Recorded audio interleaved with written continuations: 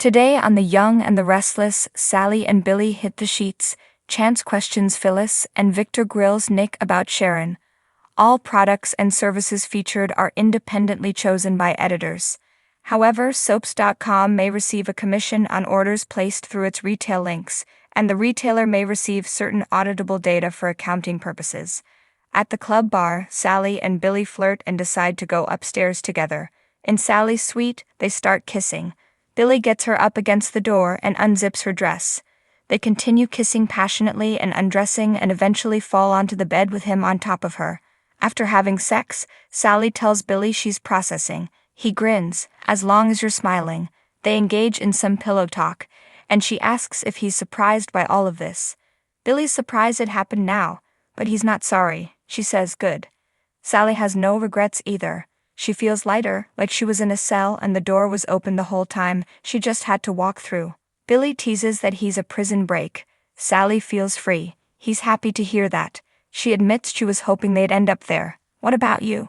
Billy says, "Hell yes. I thought about it." Now, he's wondering what took them so long to get there. Sally thinks it's obvious. If they'd done this sooner, it would have looked like revenge sex.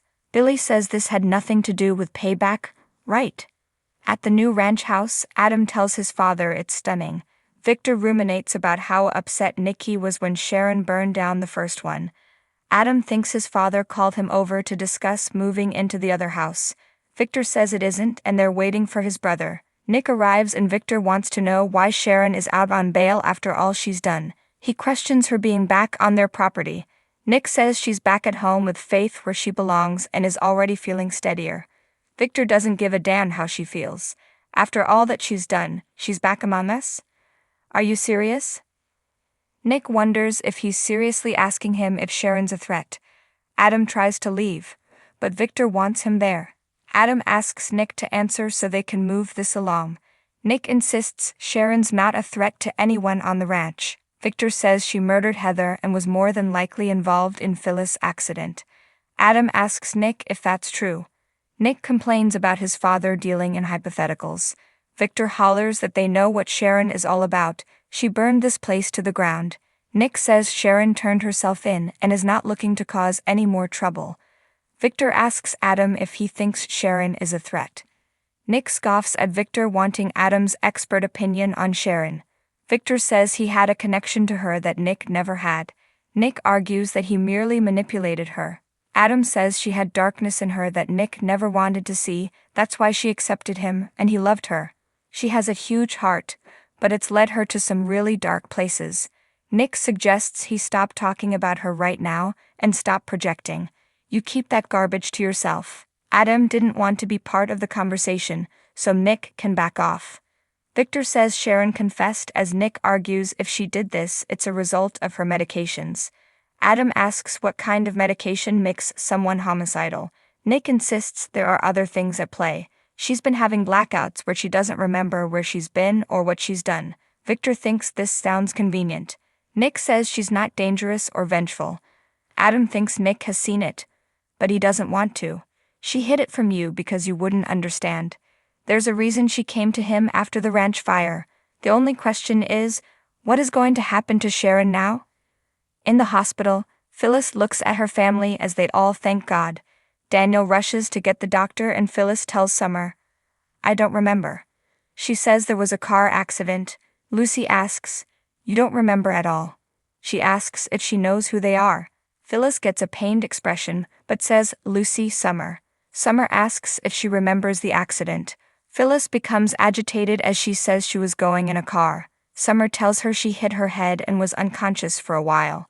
She's so happy she's awake. Elena comes in with Daniel and asks the family to clear the room. Phyllis protests, but Elena insists.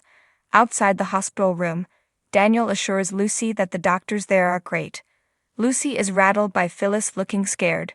Her father reminds her she's as fierce as they come. She'll be fine. Elena joins them and says the confusion is normal. Phyllis will be just fine. She cautions them to be careful with what information they share with her, as it may come as a shock. Daniel, Summer, and Lucy rejoin Phyllis, who is glad her granddaughter is back. She muses, there was fire, wasn't there? She remembers Nick being there. Vaguely. There were lights. high beams. She tries to sit up. She groans. They all fret. Phyllis remembers she was in the car and was texting. Summer says it's Oak. Phyllis asks why they're so worried. What happened? Summer tells Phyllis that Daniel is no longer a suspect. He says it's true. He's cleared. Phyllis is relieved. Daniel tells her she was right. It was Sharon all along. Phyllis says she knew it. Daniel says she confessed. Summer says she even admitted to framing Daniel. Phyllis cries, "You're free. This never should have happened."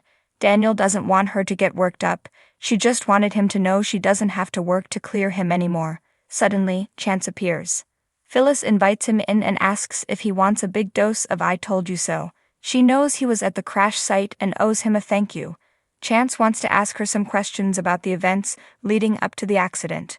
Summer asks if this can wait. Daniel suggests they let Phyllis answer herself. Summer tells her mother she doesn't have to do this right now. Phyllis says she's fine. Chance asks them to step out. Summer still thinks it's a bad idea. Chance says he asked Elena. Summer snarks, "You have all the answers, don't you?" The family files out, with Summer assuring her mom she'll be right outside. Phyllis asks Chance what the sentence will be for someone who commits premeditated murder, dumps the body in the river, and frames an innocent man. Life in prison? I certainly hope so. Chance says they aren't there yet. She's out on bail and is consulting with an attorney. Phyllis asks who the hell would want to take that case. Her jaw drops when he replies, "Michael Baldwin." She asks, "What? My Michael Baldwin?" Chance nods. Phyllis becomes agitated. Chance doesn't know what he has planned. Phyllis knew Sharon did this and no one would believe her, especially you.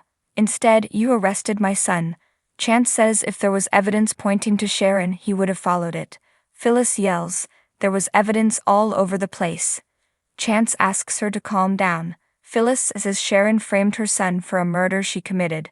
She groans that her head hurts. "Let's talk about how I was run off the road by somebody. Sharon did that too, didn't she? Sharon tried to kill me too, at the ranch." Victor expects Nick to keep him informed. Nick agrees. Victor has other business and announces that he's taken control of Chancellor. Nikki will take the reins tomorrow morning. Adam says Billy's pissed off and looking for a fight. Nick asks his dad how he pulled it off. Victor says he met with Jill and made her an offer she happily accepted. He declares that Nikki will turn that company into a great success, and Adam will spread the news. Adam's happy to announce Billy's soul-crushing loss would be the Newman family's gain. Victor says anyone who comes after them is going to pay. In Sally's suite, she admits maybe part of her wanted to settle the score, but she wanted to prove to herself that she could move on too. Billy agrees. Deep, deep down in the corner of his subconscious, there's a part of him that knows this would make Adam's head explode, but consciously no. "This was all about you." Sally's flattered. He tells her, "You're pretty spectacular, Sally Spectra." Sally is glad the moment happened. Billy says, "And what a moment it was." They kiss. In Phyllis' hospital room, she asks if Sharon confessed to putting her in the ICU. Chance says she has no recollection of the accident. Phyllis asks what she's saying, that she blacked out. She complains that Chance didn't arrest her when she caught her in her room. If he had done so, she wouldn't be there right now. "Do you feel responsible at all?" Chance ignores this and asks what she remembers about the accident. It appears as though someone swerved into her lane and forced her off the road. Phyllis doesn't know. It's a blur. There were lights and high beams. Thinking, she says she will remember, and when she does, and if it was Sharon, she swears she'll nail that bitch's ass to the wall herself. In the waiting area, Summer calls Nick to tell him her mom is awake. "She's oak because of you." Nick says he's on his way. At the ranch, Nick tells Victor and Adam that Phyllis is awake. Victor asks him to give her his best. Once alone, Victor admits to Adam that he's worried his brother will be pulled back into Sharon's orbit. Adam says he'll always try to be her hero. Even if she did it, he'll say she wasn't responsible for her actions. He got over wanting to save her, but Nick never did. Victor says Nick needs all of their support right now. In Sally's suite, she and Billy are dressed and kissing. She's starving and wants a big bowl of pasta. Billy wants steak frites. "We can share, just like the shower." Sally teases that Billy Abbott plays well with others. He laughs, said no one ever. Sally says they don't know him well enough. They banter some more about food, kiss, and head out the door. In the club dining room, Adam asks Victor what happened with